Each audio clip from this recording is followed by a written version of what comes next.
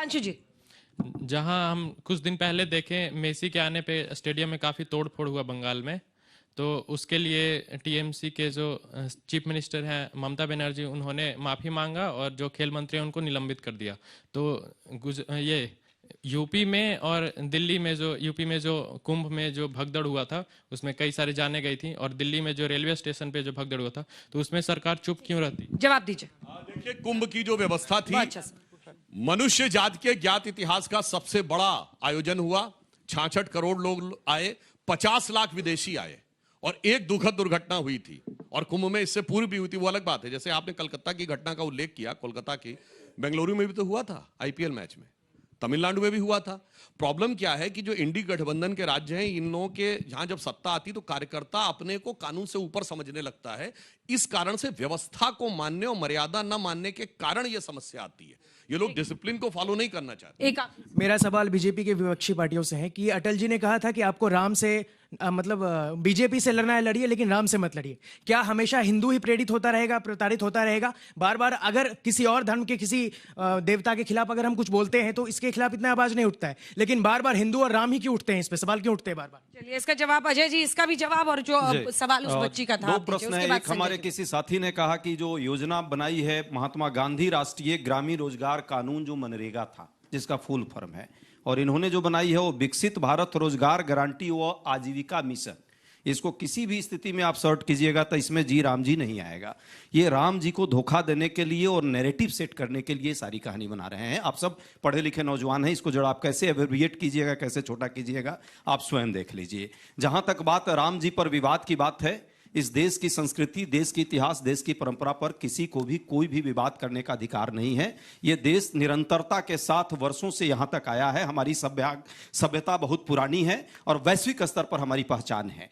आज सियासत के लिए सियासी राम का नाम लेकर कुछ लोग जपते हैं माला, मुंह में राम बगल में छुरी वाला जो कहावत है वो करते हैं, और चुनाव के वक्त राम सबसे ज्यादा उन लोगों को याद आती है जो राम के सहारे अपनी नैया पार कराना चाहते हैं, और उसके पीछे कहीं ना कहीं वोट चोरी का मामला होता है, जो अभी भाई साहब ने मुंह इनका ये खोल दिया। बड़े भाई हैं, बड़ा सम्मान इनका करता हूं। इन्होंने बात स्पष्ट कह दी, 12 करोड़ लोग जो है श्रमिक हैं, मनरेगा से प्रभावित होने वाले हैं। ऐन चुनाव के वक्त, अब चुनाव आने वाला है बंगाल में, हिम्मत देखिए, और इनके हिम्मत को दाद देना होगा कि उसके अधिकार को इन्होंने खत्म कर दिया, नेस्तनाबूद कर दिया, कल हत्या कर दी, फिर भी ये कहते हैं कि मैं चुनाव जीतूंगा। इतना आत्मबल इनका देखिए। ये क्या दर्शाता है? यंत्र तंत्र षड्यंत्र इनका जिंदा है, और इसलिए ये इनको जनता के वोट से कोई लेना देना नहीं है। नहीं तो 12 करोड़ लोगों के साथ इस तरह का अपराध करके आप में ये आत्मबल नहीं हो सकता, ये हठधर्मिता नहीं हो सकती, ये ढीठता नहीं हो सकती। तो इतना ढीठ वही बन सकता है जिसको नौजवान बेरोजगार है, महंगाई से लोग प्रताड़ित है, प्रदूषण से लोग परेशान है, कोई समस्या का निदान नहीं, ये सिर्फ भावना भड़का रहे हैं। देश के सौहार्द को तोड़ रहे हैं, हिंदू मुस्लिम मंदिर मस्जिद का ही गाना गा रहे हैं, विकास भी चाहिए और धर्म भी चाहिए। कितने लोग हैं जो मानते हैं कि दोनों चीजों का उतना ही महत्व है जीवन में?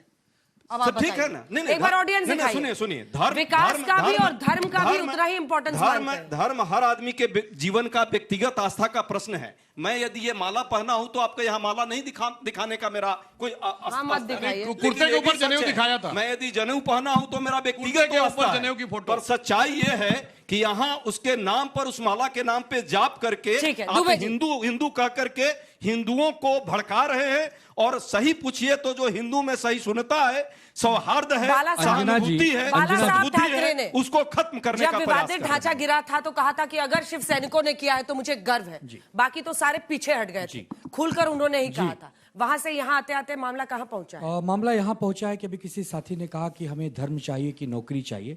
हमें दोनों चाहिए, और उस पर एक बहुत अच्छी लाइन है कि हृदय में राम और हाथों को काम। ये वाला जो भारत हम लेकर चल रहे हैं वो तो हमें चलना ही है। और साथ ही साथ अंजना जी देखिए, ये आप बार बार नाम ले रही हो, कोई हुमायूं मुमायूं, कौन है ये? इन लोगों को हमें पहली बात गंभीरता से, बाबर था वो हुमायूं, हाँ, तो उसको गंभीरता से मत लीजिए, उसको गंभीरता से लेने की आवश्यकता नहीं है। ऐसे मंदबुद्धि इस देश में आएंगे जाएंगे, लेकिन हमारा देश इतना महान है कि हाथी की तरह चलता रहता है। बाकी वाले का नाम तो नहीं ले सकता हूं।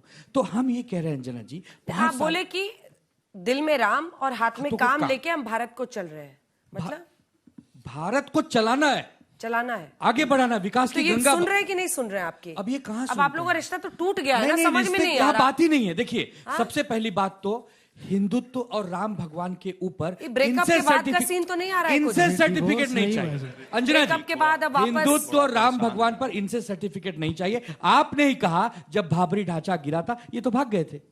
हमारे नेता ने कहा कि हाँ, अगर शिव सैनिकों ने तोड़ा है तो इसका मुझे गर्व है। जवाब दीजिए ये तो इस पर। थे ही नहीं कहीं। लगता है ये बिना जो डिवोर्स राम भी और अलग हो काम की गए। बात कही जाती है, बिना तो मैं डिवोर्स कहना भी अलग हो चाहूंगा जहां पर राम का नाम खत्म हो जाता है वहां का काम तमाम हो जाता है। और मैं सब प्रमाण बोल रहा हूं। बताइए, नेताजी सुभाष चंद्र बोस जब कोलकाता से गए थे तो कहां जाके रहे थे? काबुल में। एक मल्होत्रा जी थे जो ड्राई फ्रूट्स के बहुत बड़े व्यापारी थे, उनके घर में रहे थे। काबुल में 1/3 हिंदू और सिख था 1950 तक। आज कितने बचे हैं? खत्म। काम ही करते रहिए, राम नहीं है तो खत्म। लाहौर में कितने थे? 75% हिंदू और सिख। कराची पेशावर खत्म। ढाका चिटगांव खत्म। आजाद हिंदुस्तान में कश्मीर में खत्म।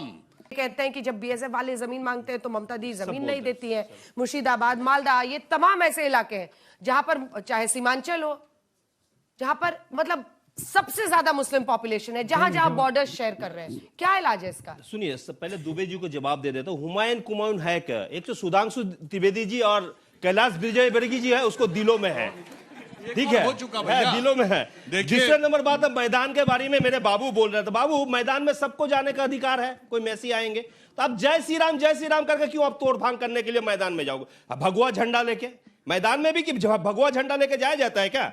आप बोलो, जिसको पकड़ा गया शुभेंदु अधिकारी बोल रहे हैं हम इस सभी को रिहा करने के जो लीगल सपोर्ट है हम देंगे। रह गया बॉर्डर वाला। अच्छा सुधांशु जी, एक भी लेटर दिखाइए तो जब चीफ सेक्रेटरी को पास भेजा है, ममता दीदी को पास भेजा है बॉर्डर को ये करने के लिए, बॉर्डर मतलब पूरा तैयार करने, कब दिया, कौन सा डेट में दिखाइए तो, नोटिफिकेशन दिखाइए तो। दिखा नहीं सकता। बॉर्डर जिम्मेवारी सुधांशु जी आपको है, वो देखने गृह मंत्री के अंडर में बीएसएफ पड़ता है, बीएसएफ को सुपर मॉनिटरिंग करता है, आईबी करता है, इंटेलिजेंस वो भी गृह मंत्री जी को अंडर में पड़ता है, एनआईए देखता है, जो मतलब जो आतंकवादी है उसको। और सुपर मॉनिटरिंग कौन करता है मालूम है? जो प्राइम मिनिस्टर के अंदर में दफ्तर रहता है, रॉ रिसर्च एनालिसिस विंग, वो करता है। अगर आप चारों तरफ से फेलियर हो जाएंगे, घुसपैठी घुस जाएंगे, आप अपने नाम पे बोलेंगे, वो पैसा लेकर घुसपैठी घुसाया जाता है, वहां पर बीएसएफ पैसा लेकर घुसाता है। ये मैं नहीं बोला, दिलीप घोष भारतीय जनता पार्टी इसको उपाध्यक्ष रह चुका, वो बोल चुका है। आप संभाल नहीं पाते हो बॉर्डर, देश नहीं संभाल पाते हो, गृह मंत्री रह के क्या हो जाएगा? आप इस्तीफा दे दो ना। कौन बोल रहा है आपको? 5 करोड़ एनसीआईबी बोल रहा है, 5 करोड़ की एनसीआईबी नेशनल क्राइम इंटेलिजेंस ब्यूरो बोल रहा है, अमित शाह के दफ्तर के अंदर में बोला 5 करोड़ घुसपैठी हिंदुस्तान के अंदर में। तो अभी तो आया इनको साथ में। रोहिंगा भी तो आप राजनाथ सिंह जी को जब गृह मंत्री थे उसको समय आए थे। रोहिंगा तो मतलब ये ऐसा नहीं झपक के नहीं आ गए यहाँ पर, लेकिन वो कौन सा बॉर्डर था बंगाल को साथ में म्यांमार को जिसमें रोहिंगा आ गया? आप बताइए। जवाब। हाँ बिल्कुल जवाब दे देते हैं स्टेप बाय स्टेप। पहली बात, ये बार बार हुमायूं कबीर की फोटो दिखा रहे हैं। एक कहावत होती है, आसमान से स्वाति नक्षत्र की बूंद गिरती है, सीप में गिरती है तो मोती, कदली फल में गिरती है तो कपूर, और सांप के मुंह में गिरती है तो जहर। कदली सीप भुजंग मुख, स्वाति एक गुण तीन, जैसी संगति बैठी है वैसे ही गुण दीन। उस कारण से हो जाता है। दूसरी बात अब मैं बताना चाहता हूं, गृह मंत्री जी ने ये कह रहे हैं, प्रमाण दिखाइए। सदन के पटल पर गृह मंत्री अमित शाह जी ने कहा है कि भारत बांग्लादेश बॉर्डर में सिर्फ 563 किलोमीटर का एरिया रह गया है जिसमें फेंसिंग नहीं हो पाई है, और वो बंगाल का इलाका है।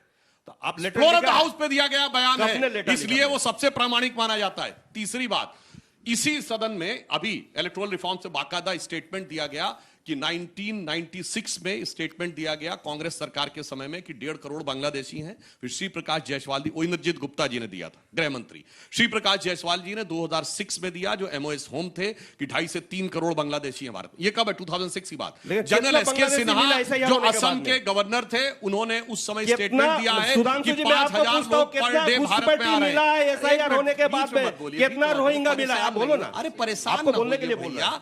और सुनिए, जाके वीडियो देखिए, अगस्त 2005 में सबसे ज्यादा उद्वेलित कौन था कि बांग्लादेशियों में की घुसपैठ हो रही है? ममता बनर्जी, जिन्होंने सोमनाथ चटर्जी के ऊपर फाइन फेंकी थी। किस मुद्दे के ऊपर? कि घुसपैठियों पे चर्चा नहीं हो रही। घुसपैठी मिला एसआईआर में, कितना रोहिंगा मिला SIR में? टोटल कितना रोहिंगा है वर्ल्ड में? आप बोलो ना, आपसे आपको समझ में आ रहा है? एक सेकंड, ये पूछिए सुधांशु जी आपको से। समझ में आ रहा है कि जब आपने 2019 में हुमायूं को एनसीआरबी का कोई डेटा नहीं है, मेरी रिसर्च टीम एक सेकंड गलत झूठ नहीं कहना, उसका नाम तो हुमायूं था ना। NCIB नॉट एनसीआरबी का कोई डेटा नहीं है, रिसर्च टीम बता निकाल दीजिए, आपको मेल निकाल कर दीजिए। देंगे, आपको मेल देंगे, अजय जी को बोलने दीजिए। NCIB खुद बोले हैं। देखिए, दिखावे का विवाद जरूर हो रहा है। SIR के नाम पे बिहार में बेचारे जब बीच के वो बने हुआ हुए हैं। घुसपैठिया ये लोग चिल्ला रहे बारी थे। में तो बोल रहे हैं कुल बेचारे। 403 घुसपैठिया बिहार में पाया गया है, अभी जो लिस्ट आई है, और उसमें सबसे ज्यादा बांग्लादेशी नहीं है, सबसे ज्यादा नेपाली लोग हैं।